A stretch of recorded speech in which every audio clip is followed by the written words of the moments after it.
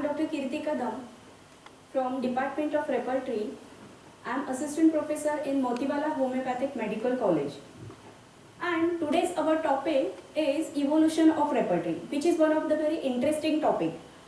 To see how the repertories get evolved through the time, it's a very interesting thing. So let us begin with our topic. First of all, there are some learning objectives behind taking this topic. What are they? First objective is to know the need for repertory. Second objective is to know different efforts made by Master Hahnemann for making a repertory. And third objective is to know different milestones in the history and development of repertory. And last objective is to know the different eras of repertory.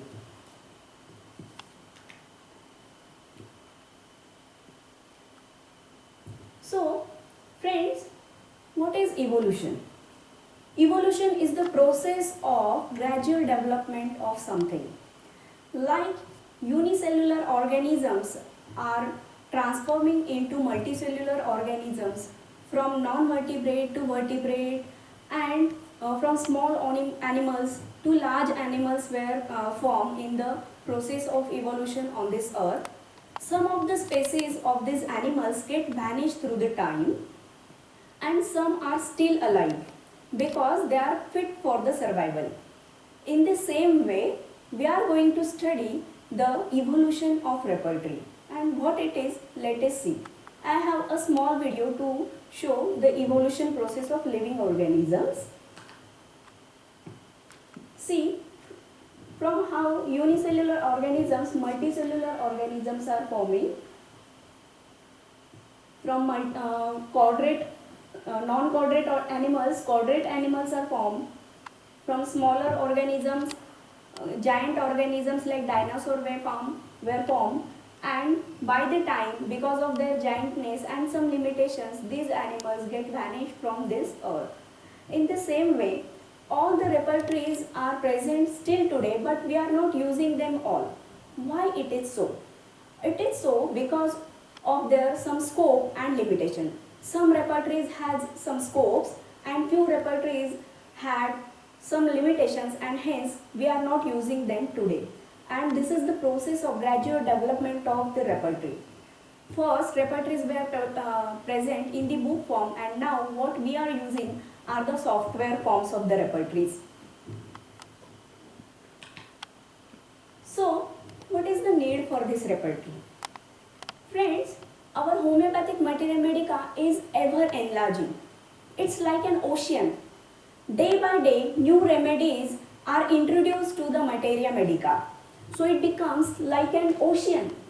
And to find out a single simillimum for our case is like to find out a pearl from that huge ocean of materia medica. And so, to find out that pearl from the materia medica, there should be some tool in our hand. And that tool is nothing but our repertory. And hence, this is the need of repertory, what we can understand. Then, our Master Hahnemann first felt the need for this repertory. He made different efforts for making the repertory. So what are these efforts? Friends, after the golden experiment in 1790, Master Hahnemann presented to this world this wonderful science of homeopathy. And so after that, he started proving different drugs. By the time he could finish his work of proving 27 remedies, his own reference material ran into 4,239 pages.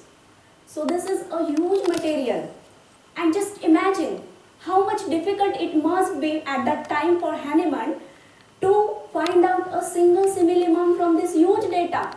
So a thought came in his mind that there should be some tool, there should be some index in my hand to find out the simillimum, to find out the desired symptom.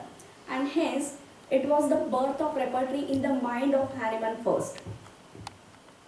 So, what efforts Hahnemann did for this? Let us see.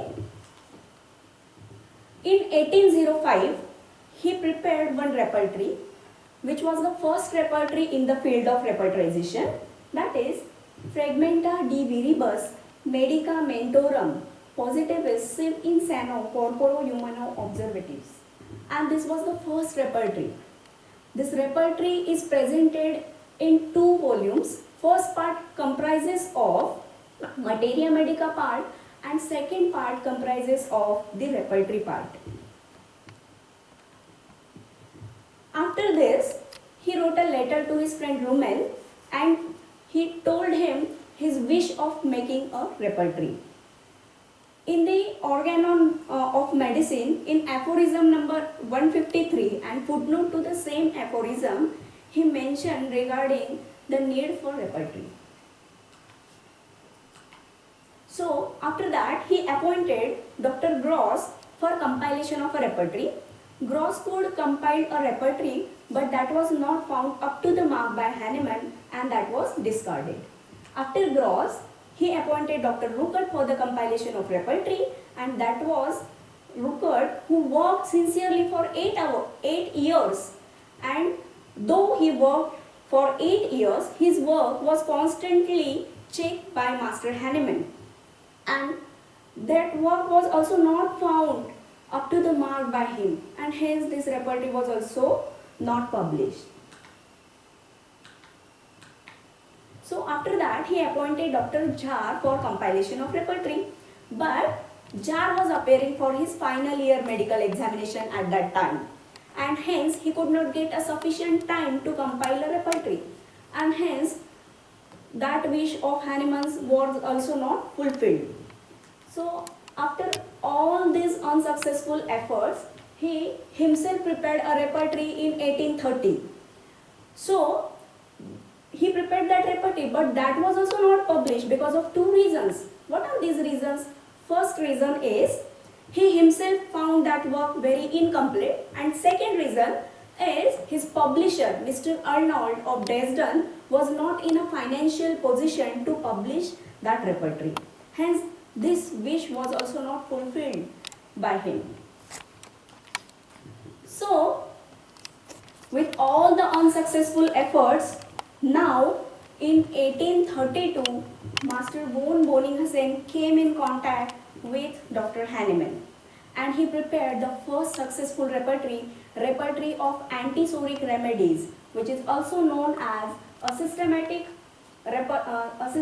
alphabetic repertory of the homeopathic materia medica, which consists of antisoric remedies which are arranged, symptoms are arranged in alphabetical manner, and this is the first successful repertory which was published, and hence Master von Boninghausen is known as the father of repertory.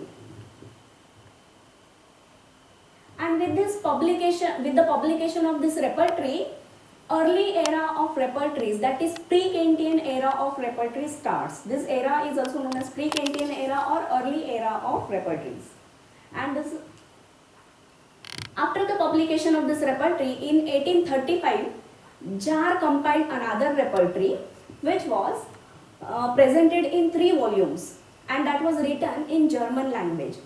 After that, he compiled another repertory which was specially designed for infants and women's lactating women. Then in 1835 itself, Boninghausen prepared another repertory, a repertory of non-antisoric medicines, which includes only non-antisoric remedies. And in 1836, he prepared another repertory known as an attempt at showing the relative kinship of homeopathic medicines, which means it shows the remedy relationship. After all these repertories, in 1840, Rohr take some different turn, and now he presented to the world a repertory which was based on the nosological classification, that is nosology. Nosology is the science of classification of diseases. So this repertory is based on the classification of diseases. After that, in 1846, Boninghausen prepared the repertory, that is therapeutic pocket book, This therapeutic pocketbook is one of the milestone repertory in the history and development of repertory. Why it is so? Because we can solve all the cases which are rich with complete symptoms by using this repertory. This repertory is very handy to use. We can use it bedside also. There are also some special features of these repertories, because of which this repertory became very much popular for next few years till the publication of Kent's repertory.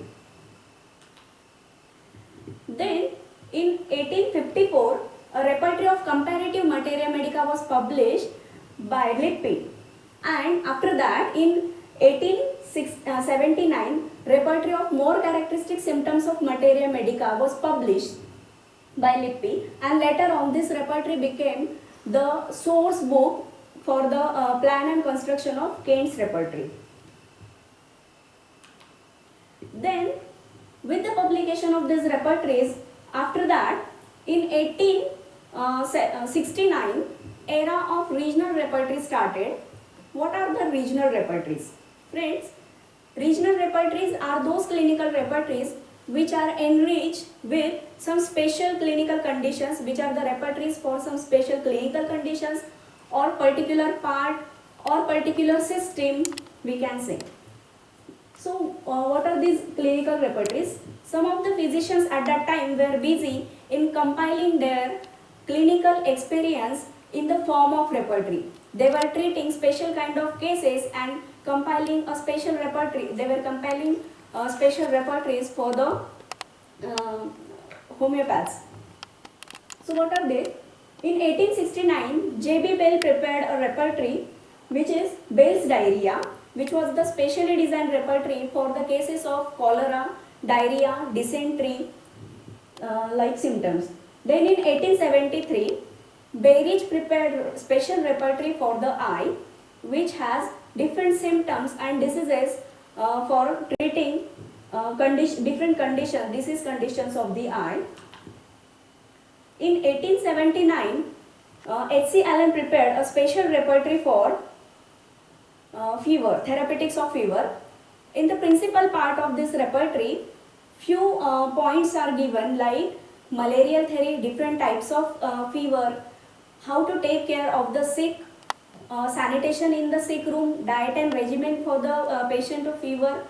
Such points are also given in along with the repertory part. Then in 1880, Guernsey prepared another repertory for which was specially designed for the diseases of hemorrhoids. Then in 1883, Henry Minton prepared a special repertory which was designed for the uterine diseases. Then in 1884, Lee and Clark prepared a special repertory for cough and expectoration, which has different conditions of aggravation, amelioration and different states of cough and expectoration discharges. Then so this was the era of regional repertories. Now few repertories like T.F. Allen's repertory, then Constantine Herring's analytical repertory to the mind was also considered as the some of the early repertories. Then Gentry and Nair were two physicians who compiled concordance repertories. What are these concordance repertories? Concordance repertories are those repertories where symptoms are taken into their original forms as they are taken from the provers. So this Gentry prepared a repertory in 1890 which was presented in 6 volumes, and in 1896 Herring's analytical repertory of mind was published, which was based on the Herring guiding materia medica.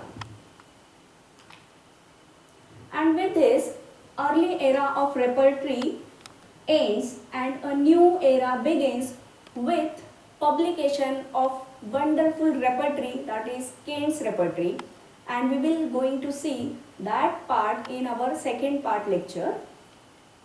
Thank you.